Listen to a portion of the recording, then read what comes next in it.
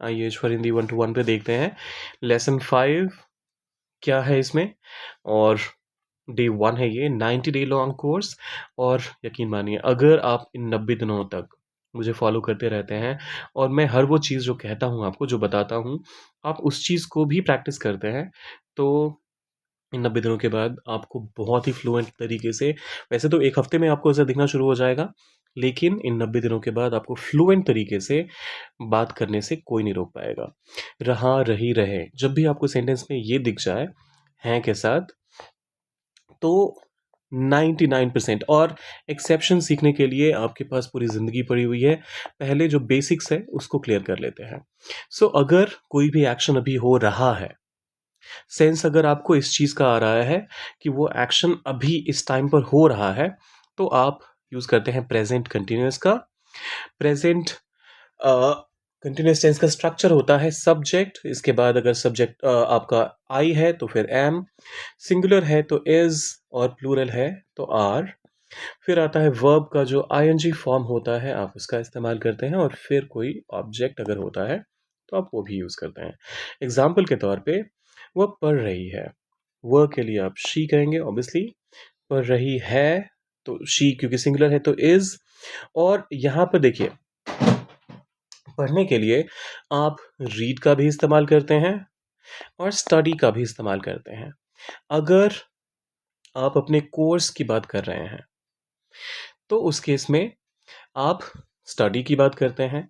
जैसे मान लीजिए आप 10th स्टैंडर्ड में हैं और आप पढ़ाई कर रहे हैं, तो अपने जो कोर्स की किताबें हैं वो पढ़ रहे हैं, तो आप कहेंगे she is studying.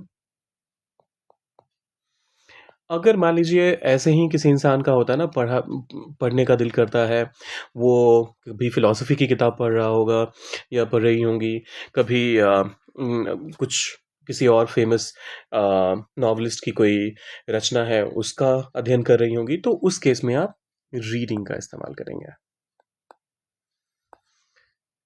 I read a newspaper but I was studying physics.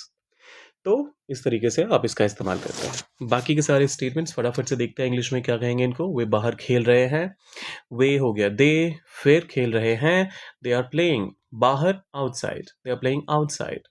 पिताजी अखबार पढ़ रहे हैं, father is reading the newspaper, father is reading the newspaper. मैं अंग्रेजी सीख रहा हूँ, I am learning English, I am learning English. कुत्ता भौंक रहा है, the dog is barking. Bark मतलब वर्ब के तौर पे जब बार्क का इस्तेमाल करते हैं, इसका मतलब होता है भौंकना। The dog is barking. हम यहाँ इंतजार कर रहे हैं, we are waiting here, we are waiting here. शिक्षक समझा रहे हैं, the teacher is explaining, the teacher is explaining. बच्चा रो रहा है। अब इसका ट्रांसलेशन आप डालिए कमेंट में। और जाने से पहले एक चीज़ याद रखिएगा, प्रैक्टिस इज द की। तो अगली बार अगर आप कुछ भी होता हुआ देखें, मान लीजिए आपने देखा कि एक गाड़ी से आपके सामने से बहुत तेज़ी से जा रही है, तो सोचिए कि अगर इस चीज़ को आपको इंग्लिश में कहना हो तो आप कैसे कहेंगे। आपने देखा कि मेट्रो में लोग दौड़ के घुस रहे हैं, तो उसको इंग्लिश में क्या कहेंगे। जो एक्शन आपके सामने, आंखों के सामने हो रहा है, उसको समझने की कोशिश कीजिए कि उसे इंग्लिश में आप कैसे कहेंगे। खुद से बात करिए। Talk talk to yourself. Only when you start talking to yourself, and you will be able to convince yourself that yes, you have the knowledge, you have the confidence, and you really can talk to people, that's when you will be able to talk. ऐसे आप कितने भी videos देख लें, ये आपकी help नहीं कर पाएगा। So you got to work on your own. चलिए मिलते हैं अगले सेशन में।